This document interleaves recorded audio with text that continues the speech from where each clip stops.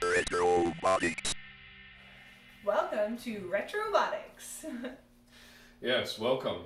So today we are going to talk about, this is probably our biggest problem child, Tron. Beautiful machine, great game, really fun, but yeah, it's given us a lot of issues. So Tron is generally a rather expensive game, and as graduate students, it was roundly outside of our budget to get one that in any remote sense of the word worked. We found this on Facebook Marketplace, as most of our games came from. It was listed as simply arcade game, Yeah. because the guy who was selling it had no idea what it was. The photo is literally like in the back of a truck. It's covered in like snow. Yeah, it was out in his, it's just covered in snow. He had obviously picked it up from somewhere. And left it out in his Probably literally driveway. nothing. And then was like, oh, I'll just take the photo and sell it from my car. Yeah, so it was out in his driveway, it was covered in snow, and he wanted something really small for it. And I was like, oh, that's interesting. And then somebody tipped him off to it at some point, and he skyrocketed the price to like $2,500 or something. Insane. For, you know, a broken, snowed-on Tron, missing the marquee, the monitor wasn't in the picture, and the control panels looked screwed up. So we were just like, okay, that's ridiculous. Yeah. But as luck would have it, or luck, either way, we were swapping jukeboxes with my mom. So we had a trailer, it was pulled behind my truck, and we just happened to be in the area. And I think he had been like realizing that no one was biting, and he was decreasing the price. So we're like, okay, we think we can negotiate with him. So, and it just so happens also that my stepdad, who we were visiting, his favorite game is Tron. So we're like, okay, got to see if we can make this happen. So we reach out to the guy, and he sends us some additional photos, shows us that it's complete, if, you know, in terrible condition inside. There was ice in the bottom of the cabinet. It was just, so bad. But it's complete. The boards were there, the monitor was there, the shroud was there. The only thing was he screwed up the marquee.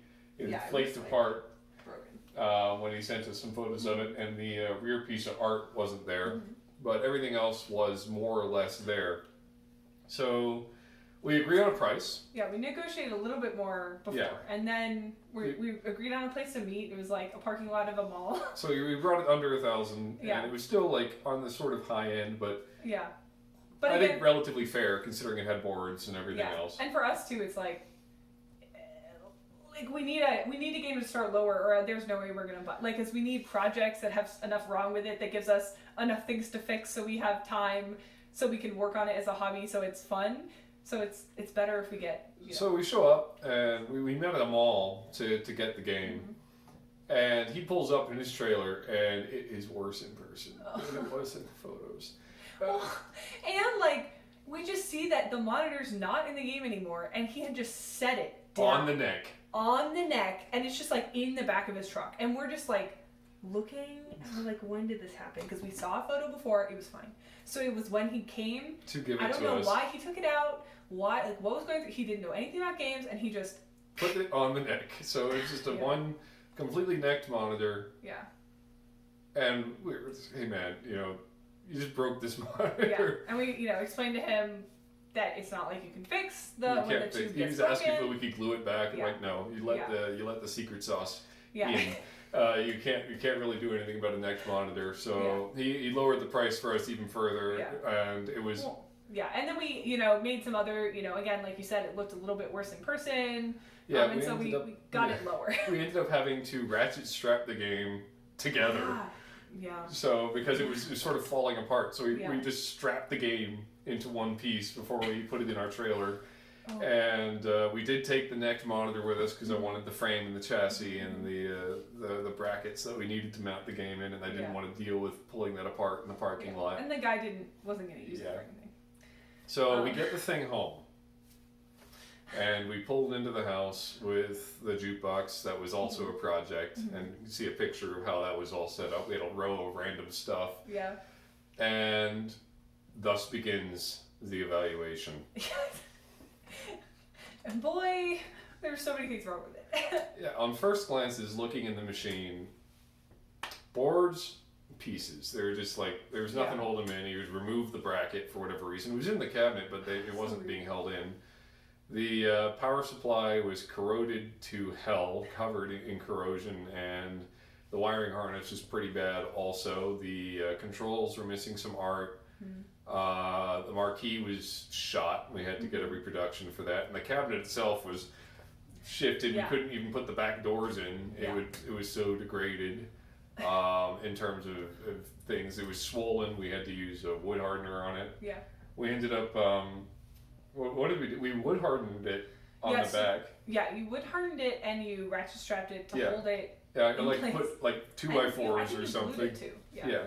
Put 2x4s on it and strap the 2x4s in to try to make it so it would sort of decrease the swelling on the cabinet using the wood hardener, and it actually worked out pretty well. Yeah, no, I think it did. I mean, that's the thing is... And I glued the T-molding back in, that was the other thing, because it was coming out. Exactly. And the other cosmetic damages we're kind of just okay with. Like, there's a little bit of damage on, like, the internal art, but I think it's fine, and the side art, again...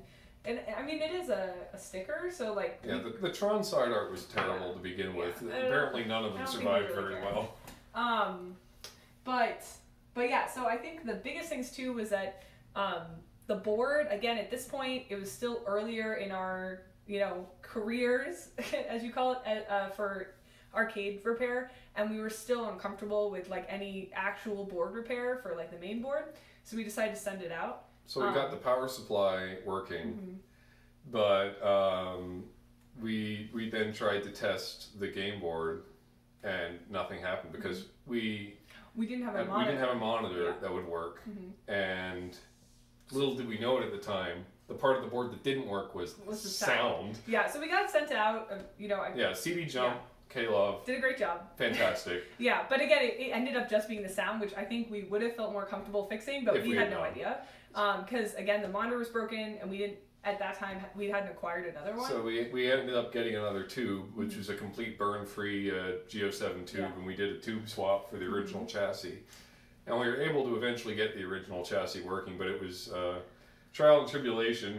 We started it up, it had collapse and voltage regulator issues, and you can see that here. Playing blind.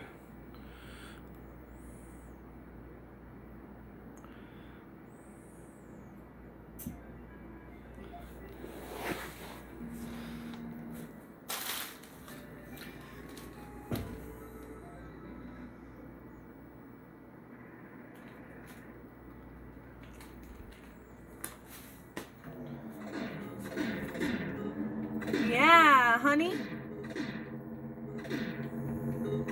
Well, at least the trigger works. I can't tell if anything else is working. You probably died. Well, this is progress. Progress. Now I just have to figure out what the hell's happening with this monitor. But we were able to fix it and then had it playing, sitting on a cart in our workshop. I love your test cart. And then it was a case of, okay, now how do we put this back in the cabinet and make it all work? Because we had the working boards, we put the monitor in.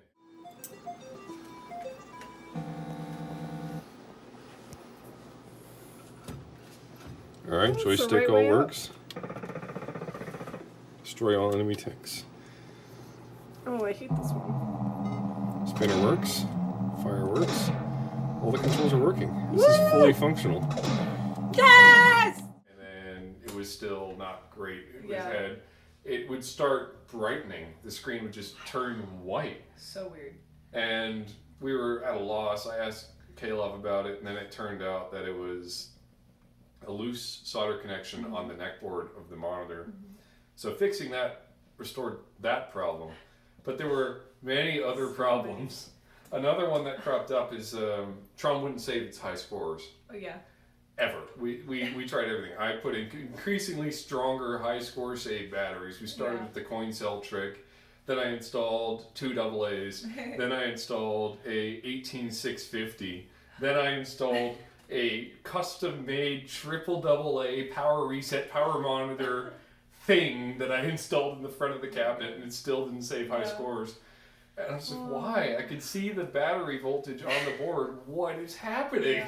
Why won't it save? And the answer to that question was, at some point in this particular Tron's history, the high score RAM was changed for a NVRAM kit, so that it didn't need it, and there was a jumper cut for the battery voltage. Yeah.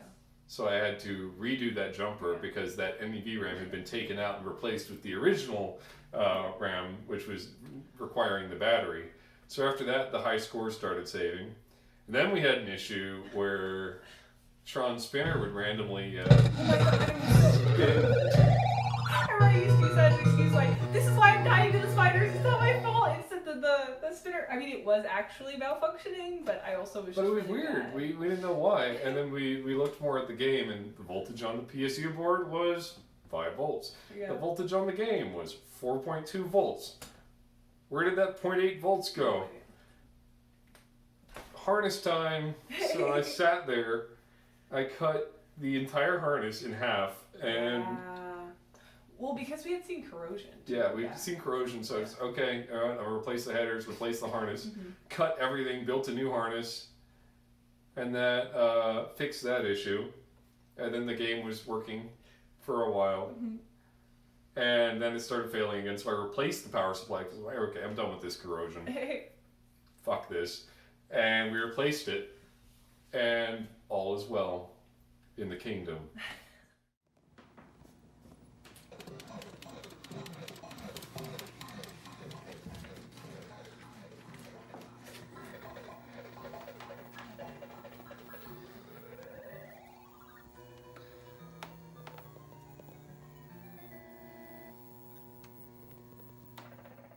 Until it decides it doesn't want to boot anymore.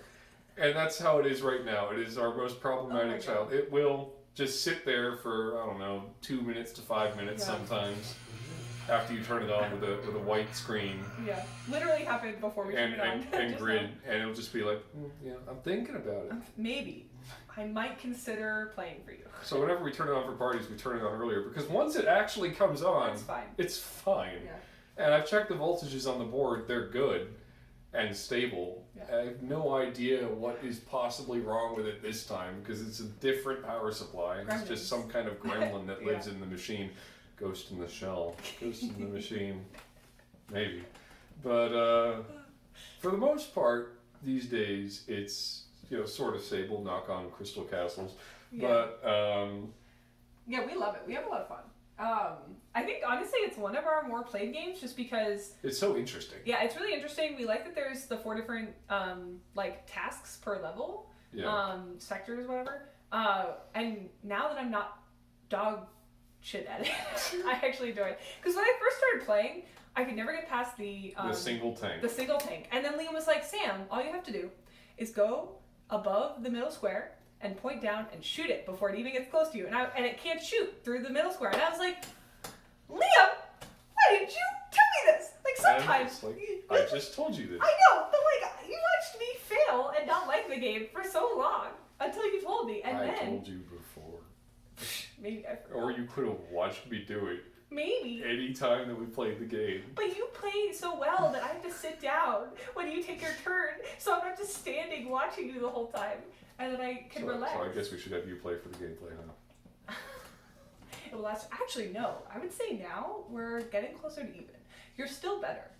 But I can sometimes get through the first 2 levels on a first life. I know! Don't want to brag. But, just a few recaps of the things we had to do to the game before we get on to gameplay. We'll do some photos. This marquee is a reproduction from Phoenix Arcade. So is the rear art in the back, and I had to install a LED fixture behind it because we could not get an originally sourced rear fluorescent. We had to replace the black lights and the starters and some of the circuitry there. A new sticker for the spinner. Fixed up the coin door a little bit. I had to screw the back of the cabinet back together and sort of realign things in order to get the back doors on. But other than that, other than the tube, the marquee, the art, and the power supply, it's an all original cabinet with matching numbers. So I'm very very pleased with that. So on to gameplay. Woo!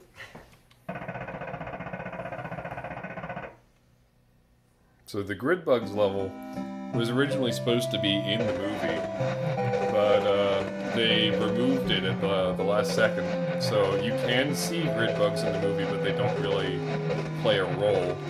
This is one of the, I think it's the only part of the game that wasn't a direct reference to the film.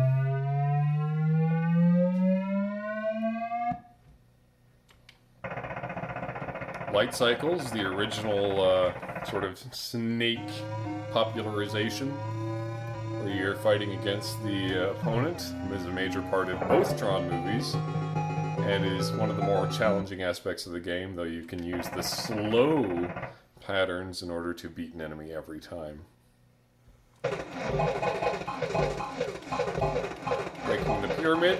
Something that's fun here is that if you get every block, you will get an extra 1,000 points. See if Sam can get that extra 1,000. Nope.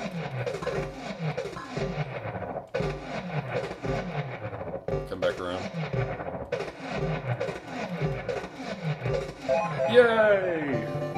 1,000 bonus. It's like you set me up for disappointment. It made victory all that much sweeter. So there's that center point. That will teleport you to any other spot on the map, and parallels the tank mission in the actual Tron movie. The other tanks cannot move into that center spot, nor can they shoot through it, which makes it a very convenient place to aim from, so long as you don't do the thing that Sam just did and go into the center of the so sad. diamond and teleport randomly, because it can and will teleport you into a tank.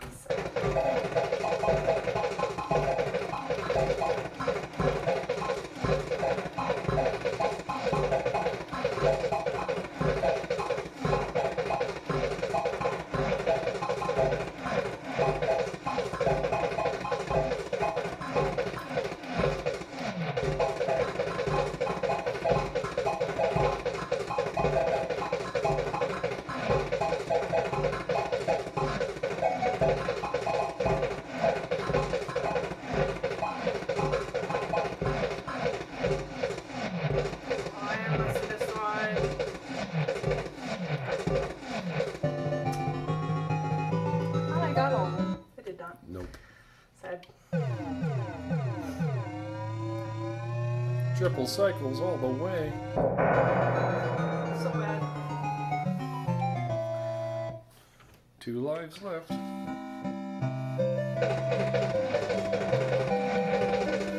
One thing that can happen on this level, which is somewhat uncommon, is that the solar sailor from the game will show up and drop a special gem, which will grant you a large point bonus if you pick it up. You just have to battle through the spiders to get to it.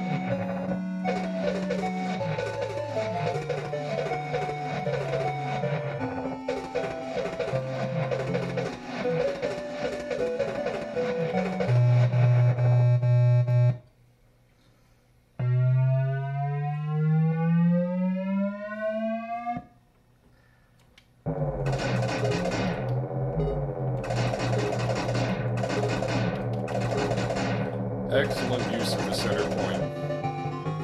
On later tank levels, the tanks are actually replaced by recognizers, which cannot shoot you, but will move very quickly towards you.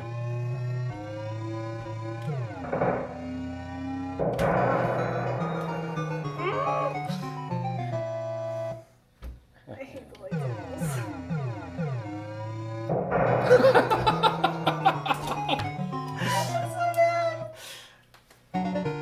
Your score ranking is 63. Rip. Ah, well. Means you didn't have to watch a longer video.